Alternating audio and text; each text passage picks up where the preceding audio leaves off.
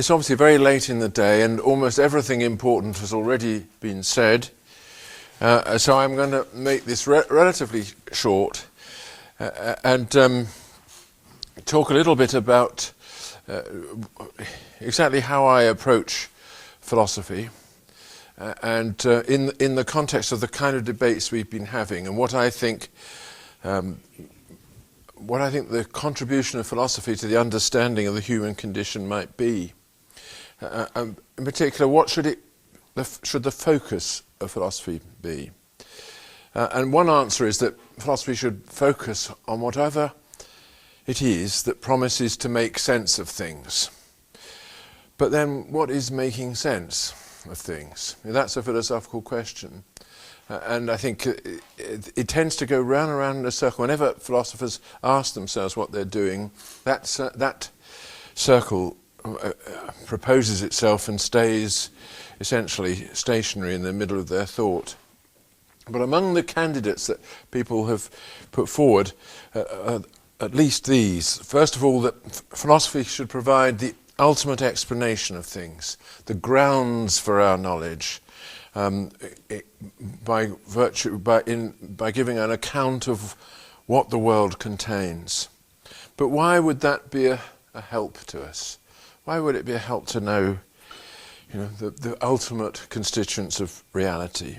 And what if there is no ground anyway? That is much more the modern view, that after all we have the methods for discovering truths, but not a method for discovering the ultimate truth on which all other truths depend. And this is, I think, the root of analytical philosophy as I understand it. It's not that it was proposed in that way, but it grew from this sense that maybe there is no ground, no ultimate ground of everything. Maybe all that we do have are our methods, and we should study those. Study the methods that we use to find out things on the basis of experience or rational thought, and try to understand what the limits of those methods are. And this wasn't really only analytical philosophy that proposed this. Of course, Kant was famous for doing this in a rather different language and a different way of thinking, but the Critique of Pure Reason is just that.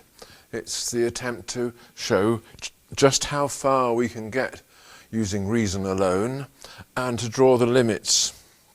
And as many of you know, this attempt to draw the limits to our knowledge immediately led to the attempt to go beyond them. Hegel in particular said, how can you draw a limit if there isn't another side to it? So you've already shown, as it were, or opened the way to transcending those limits, and which is something that he was very good at by virtue of his dialectical method. But what Kant was talking about was actually the idea that our world might be contained within a one-sided boundary. Physicists have since taken this on board. There can be such things as one-sided boundaries, and maybe philosophy has the exploration of such a boundary as its goal. Well, that's just a thought. However, my generation saw things a little bit differently, and I'm different from most people in this room. I think I'm older than most people in this room, all people in this room, I suspect. Murray is the only candidate to match me, I think. But my generation grew to immaturity in the 60s. And at that time, various things were on offer to us by way of a focus for philosophy. One was the old way of making sense that through religion and all its mysteries, and religion still existed as a very powerful force. It still does, of course, in a different form, but the old inherited Christian religion was very much a part of my upbringing, and through religion and all its mysteries which were woven into the texture of society, there was a sense that there is a meaning and it's been revealed. But those threads through which religion was woven into things, the Christian religion rather, have been coming apart.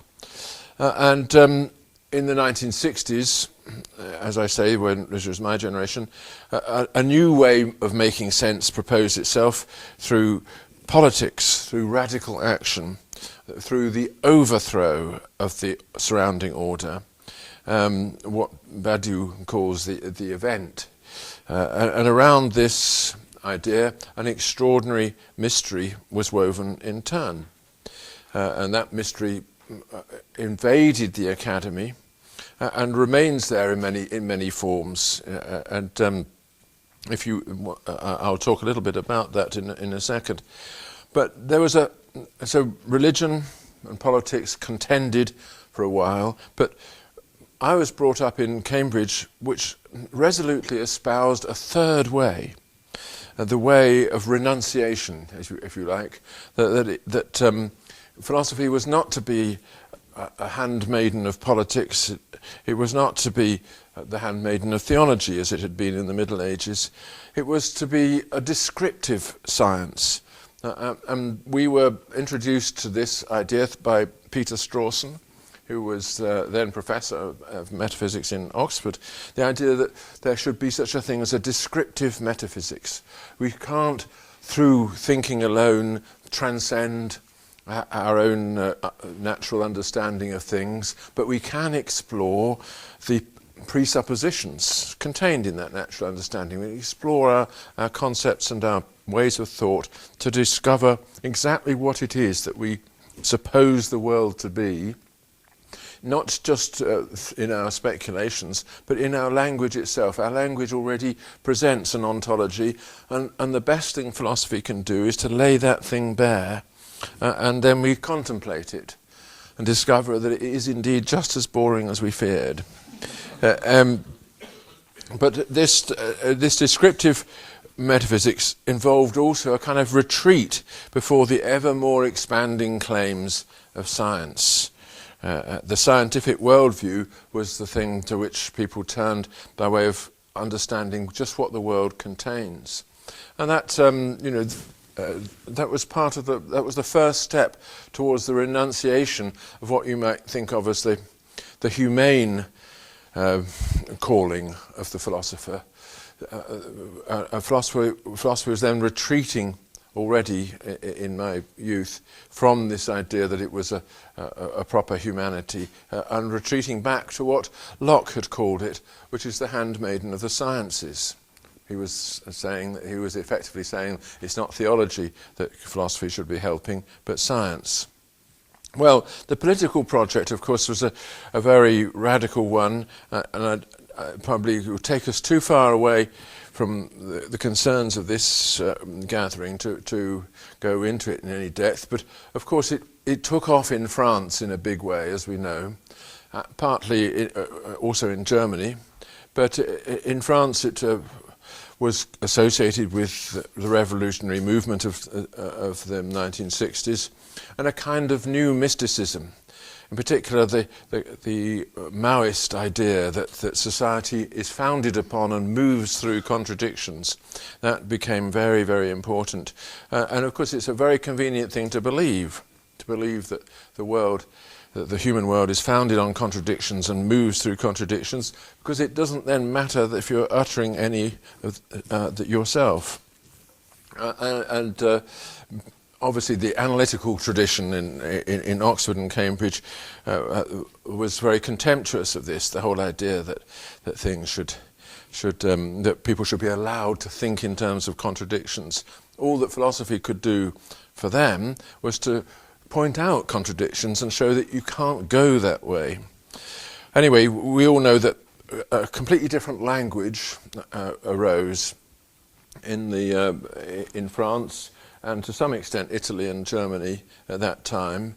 I think Tao was saying that he'd come across an article by Derek Parfit saying that that the continental philosophers produced these incredibly interesting questions, but murky and in effect unintelligible answers, whereas the analytical philosophers produced these wonderful lucid answers to completely pointless questions. And I think there's great truth in that, and it's a very accurate description of Derek Parfit. But well, perhaps we shouldn't go into that. But here is just one example. I mean, most of you have probably come across Deleuze. I won't read to you anything from Deleuze, but I'll just give you one sentence or two sentences from Zizek commenting upon Deleuze, so you know the style. Is, on the one hand, the productive flux of pure becoming not the body without organs, the body not yet structured or determined as functional organs? And, on the other hand, are the organs without a body not the virtuality of the pure affect extracted from its embeddedness in a body? There. Now, inevitably, confronting such a sentence, you would ask, let's get to the heart of this. What is a body without organs? Now, everybody knows that there is this thing. It's called BWO. The literature on it is enormous. It's an expression introduced by Deleuze and Guattari in l'Anti-Oedipe, which and then taken up again in Mille Plateaux. And nobody has ever been able to explain it more clearly than that. That is the clearest explanation I've come across of this thing. But it's put in the form of, on the one hand, is it this? Or on the other hand, is it that? And yet both of hands are unintelligible. But I'm not saying this is all nonsense, because these are very clever people and they have something they're trying to say. But it's not something that I could really elucidate. And the question it poses to me is, should I go along that line and really try and get into understanding what the body without organs is and how to make it apparent, its meaning apparent to the ordinary humanity, or should I go on practicing the thing that I was taught to do, which is analytical philosophy? This has been a dilemma for me from the very beginning, because I do recognize that analytical philosophy is fairly sterile in results in the areas that interest me.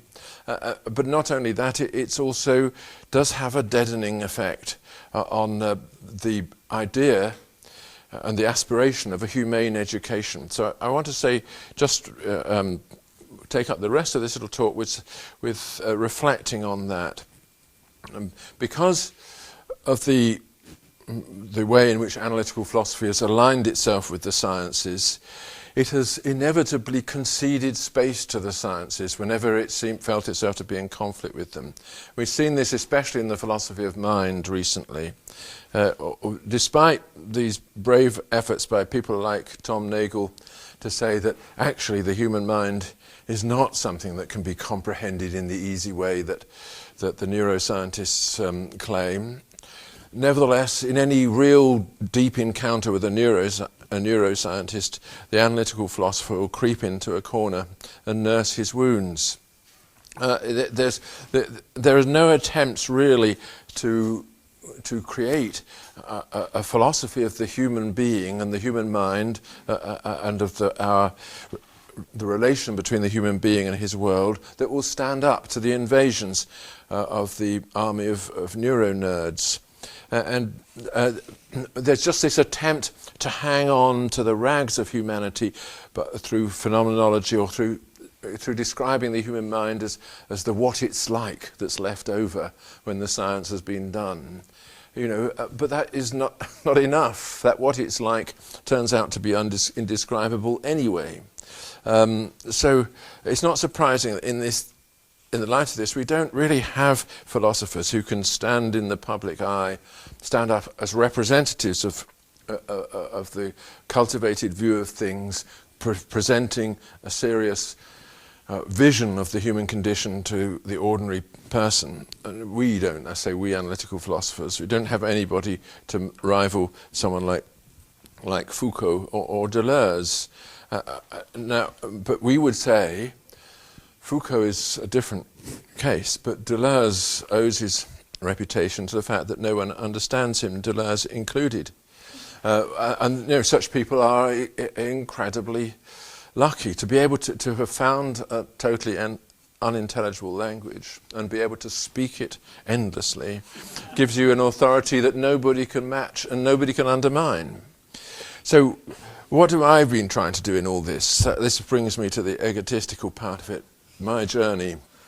As I say, I grew up in a still Christian England. That's to say, it was an England in which, although only 10% of people attended church, all of them put C of E on their passports when asked for their religion. And as all Englishmen will know, the great virtue of the Anglican Church is that it doesn't require belief, specifically, not any doctrine or anything. It requires basic decency of behaviour and going quiet as you walk past a church where other people are praying. But it's a wonderful invention. It kept this country. I'm talking of England, not of Scotland. Sorry, but it kept our country, roughly speaking, within the constraints of the Ten Commandments, with a general public decency, in a sense that even if we don't know what anything means, if we ever got to the position where we had to know that, we'd know where to turn. But luckily enough, life is too busy to bother with that. But I, being a reflective sort of person, very quickly wondered how I could replace my lost religion with something else.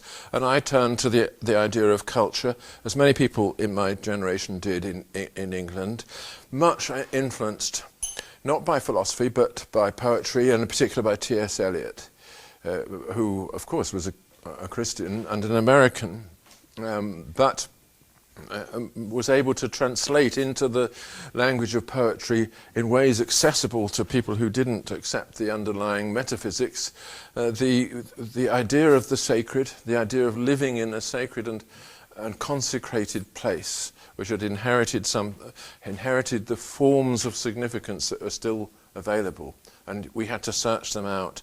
And I think that resonated totally in me, and in many others of my generation, that we should be looking for forms of significance which had been, as it were, buried in the heart of things by our ancestors and were still available to us. This is amplified by reading things like T.S. Eliot's critical essays, which were devoted to people like Dante and Baudelaire, not the Germans particularly, but poets in another language, and giving us the sense that really you had to work to find meaning. And I think that came across in Harry's beautiful talk about Horace, and I'm sure it's part of what appealed to Harry in Horace, that you had to work to extract the meaning. And we just got this idea that there is meaning in things, and if you work hard enough and in the right way, you can extract it. But that science won't get you there. And that was a very important thought for me, because I was educated as a scientist up until going to university, and I recognised that what I was looking for in life was never going to be acquired through this discipline, much as I respected the discipline. And of course, culture presented itself as an alternative, and with culture, the whole idea and practice of art. And when I went to Cambridge, I read what was then called moral sciences, which, the two terms already are in conflict with each other. But it was taught in a very old-fashioned way, but essentially it amounted to the analysis of concepts and the analysis of thought. What I described earlier as describing the contours of the one-sided boundary in which we live, without any promise that you could get to the other side. And I think I stayed within analytical philosophy, learning the discipline. I don't despise it at all. I think it is full of results, interesting results, and genuine arguments. They really are valid arguments in philosophy. It's just that only a few of us understand what they are. But it doesn't help with this great question of meaning. But So I had to try and think about how I could approach the things that really mattered to me in a philosophical spirit without just going round and round in conceptual circles. And of course there were these other schools of philosophy. I didn't like the continental at first, but then I came to realize that there'd been a long standing tradition in continental philosophy, independent of all the political stuff, although it got mixed up with it, in which there was an attempt to give a role to philosophy in understanding the human world. And in particular, I sort of took over from Husserl, the phenomenologist, the concept of the Lebenswelt, the world of life, the world in which we live. Now, and the thought being that you can understand this world in a different way, and you must understand it in a different way from the way in which science understands physical reality, although it is in some deep sense the same world. It's the same world, but organized in another way, organized as the thing in which we are and with which we interact. And this thought is a simple thought, but it comes in lots of different versions. Heidegger gives his version of it.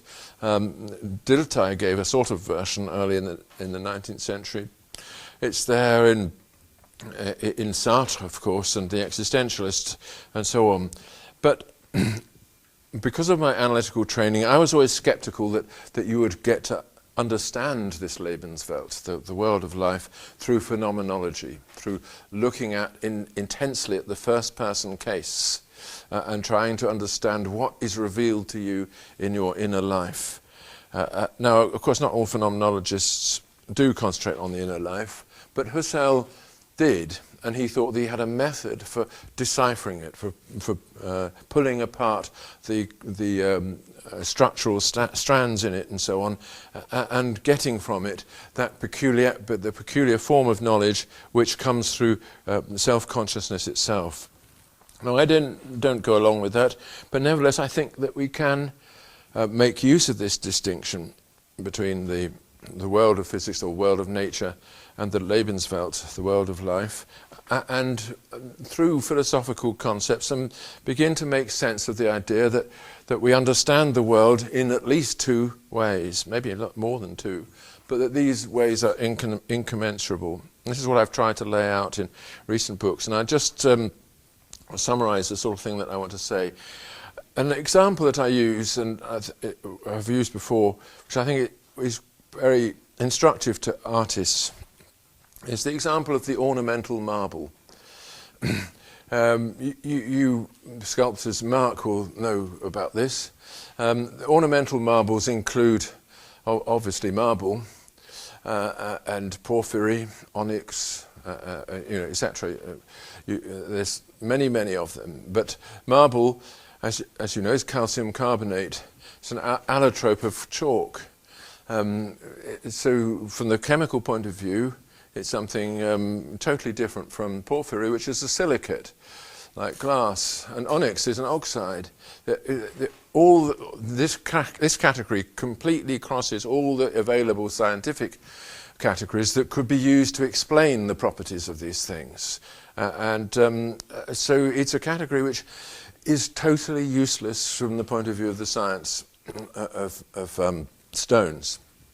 The science which will explain exactly what the properties of these stones are will have to break this category apart and reject it. But for the artist, this category is a single thing. These things have to be brought together because they have a shared aesthetic function. That they can be set side by side in an inlay. They can be used to ornament things in complementary ways, and they have properties which are revealed in their appearance through their interaction with the light, which is in particular, it's that crystalline character which enables them to combine. And all the Byzantine architects knew this, and so did the Renaissance architects in Italy. In fact, all architects knew this until the modernists destroyed architecture. So there's an interesting example of something which which you can see replicated in lots of different ways, classifications that drop out of science. And some of these classifications are very close to us. In all the events that occur in this world, there are scientific theories governing them.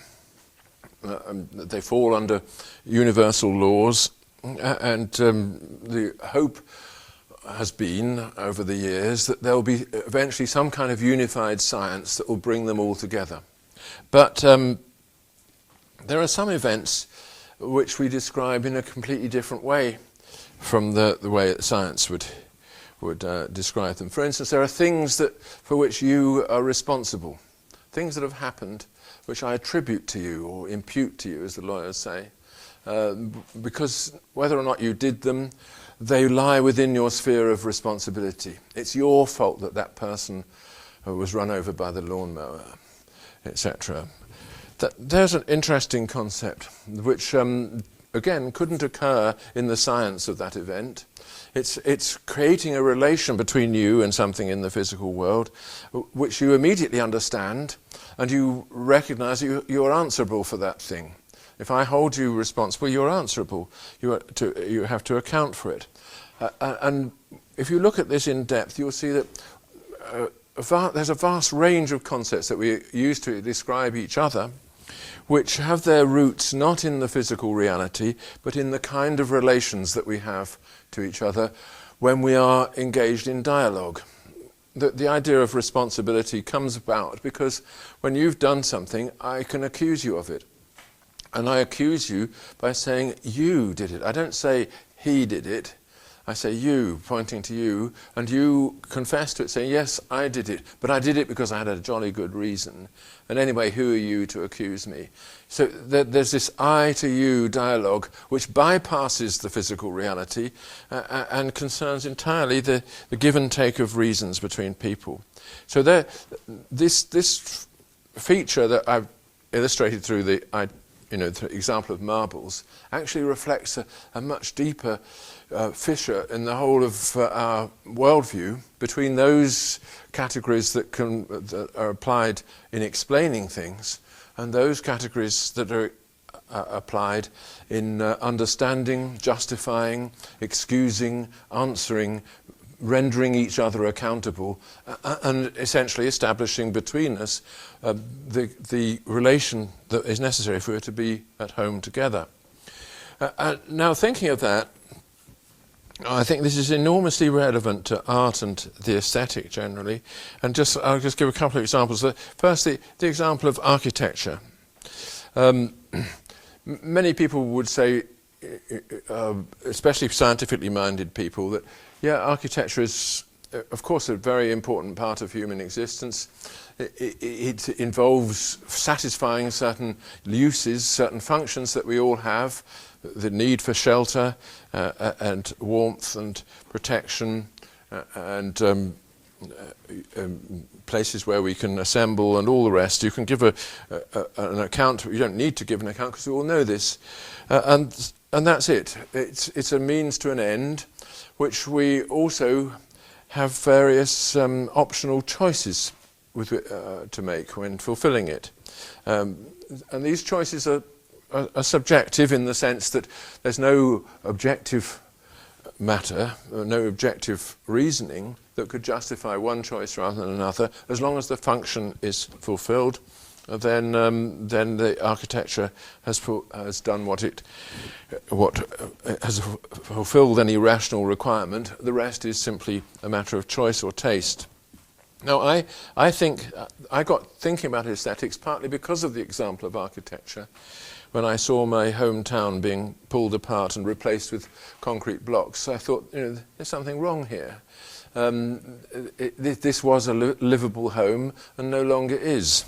But is that just a subjective judgment of mine? And in thinking about it, you very quickly come to see that, no, it isn't just a subjective judgment, just, I say, like me liking Baroque, you liking the Bauhaus. That isn't like me liking strawberries and you liking raspberries. There are so many things to be said. It's not just that we can say them, that we must say them. And this is implicit in the very practice of building. Wittgenstein gives a very nice little example of this in his lectures on aesthetics. You imagine a builder putting a door in a wall. Obviously, there are infinitely many ways of doing this, infinitely many heights, breadths, infinitely many details, the colour and so on. How will he think about it? Suppose he's talking to a companion who's looking at it from afar. What was the language they will use? Well, the language will be that of right and wrong. The companion will say, a bit higher, a bit to the left. Yes, that's right. This idea of the right and the wrong is there in the very enterprise. And he's not judging it in terms of its function or its utility. There are infinitely many things that will do the job just as well. He's justifying it in terms of the way it looks, how it is in itself. This is an example of reasoning about an end and not about a means. And this is a crucial thing which I think comes into our consciousness through the practice of art and the aesthetic, that there are such things in human life as ends and not means.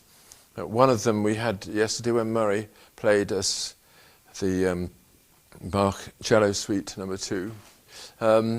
That isn't valuable to us as a means. It's valuable to us intrinsically, and we sat in silence and resonated to it in the same way as his cello resonated to it, as the thing that was there and totally filled the moral space available. And that's what a real architect does when he's just doing those little details, like fitting a door into a wall. And getting things right means is an arduous discipline. It's why we evolve a vocabulary of forms. And you know very well, although you've never perhaps formulated it to yourself, that the mouldings on that door, they match the mouldings around it. That's the right thing to do with those mouldings. You may have worries about the cornice, whether it is exactly right for those Neo-Georgian doors. There are problems, but you know that whatever answer you come up with, somebody has thought about this, and if he's got it wrong, then you might blame him for it. And one sign of getting it wrong in architecture is that the building disappears in due course because nobody wants to keep it. This practice of reasoning about details conforms to what T.S. Eliot called the common pursuit of true judgment. We're not giving and taking reasons just for ourselves alone. It's a dialogue with others, because we're in building something, we're creating what is potentially a shared space. So a truly successful building is one that changes its use, as Santa Sofia in Constantinople changed its use from church to stables to barracks to mosque to museum, without any problems, because everybody wanted to keep it, and all the best buildings are like that. Now, of course, there are lots of conflicts between people about what is the right style, and styles change. But what is changing here is not something, just an arbitrary replacement of one thing by another. It's the development of this process of reasoning about things so that they conform with the form of life around them. Another example, and I'll end on this one because it's more important to me really these days, is the example of music. This too is part of the Lebenswelt. And philosophers can say a lot about music, and they haven't said as much as they should probably, but it very well illustrates the fact that our world can be understood in two completely different ways. A melody in music consists of a series of pitched sounds, as is obvious. And a physicist will say a lot about those sounds. This one is vibrating at 340 hertz, and this is at 480 hertz, and so on. And he can talk about the temporal spacing of the sound, and that's a complete description of what goes on, say, when that melody is played. But it isn't a description of what you hear, because it doesn't mention, for one thing, that something begins in that sound. It doesn't mention the fact that it moves through a certain space. It doesn't mention all kinds of features that are absolutely natural for you to hear. A melody can just be moving, preoccupying you completely, even though there is no sound. I'll give you an example, because a very simple example that you all know.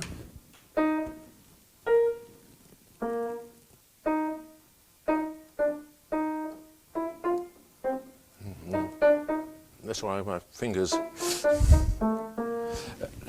Anyway, as you hear, most of that consisted of silence, but it was moving all the time through that silence. But in the physical world, there wasn't anything going on in that silence, nothing that was contributing to the melody, and there was, there was nothing that was moving either. Same with things like chords. When you hear a chord, you hear a single thing. You don't hear all those notes. You can sometimes hear all those notes. And in modern music, atonal music, people sometimes describe, instead of using the word chord, they'll talk of a simultaneity, because these are sounds going on together. But most people would hear that as one thing. That's just the triad. And chords have different qualities. They can. That's a much more transparent version of the same chord. And chords can be dense and heavy, so you can't push things through them. Here's a famous example, which from the Rite of Spring, where there's no space left in where you can push anything into it. Those are all, you say those are all metaphors. They're not really simple metaphors. They are describing exactly what music is. Music occurs in a one-dimensional space in which there are forces and fields, and things are attracted to each other and repelled from each other. Things move and so on. And this imagined space demands a description, and this is one thing I think philosophers can do. That just as in the case of architecture, what I was doing with architecture, I was giving you an a priori description of a field of relationship, a field of phenomena with which we are in relation, and the same can be done in music, giving this a priori description of a field of phenomena. And I think that's something that philosophy does, and if it's done properly, it opens that field to our understanding and helps to support the judgments that a critic might make, the emotions that we might feel. If we have the great question, which everybody ought to have, why does music matter? And if it does matter, which music should I really be cultivating an interest in? That is a serious question. And it's an opaque question until you've done this kind of philosophical exploration of what the field of interest is. So, and we know, obviously from the example of dancing, that music is connected directly with the forms of human social life. And as Plato said, the forms of music and poetry cannot be changed without changing the basic laws of the state, which is a very frightening thing if it's true, because it means that an awful lot has changed other than just music in our lives.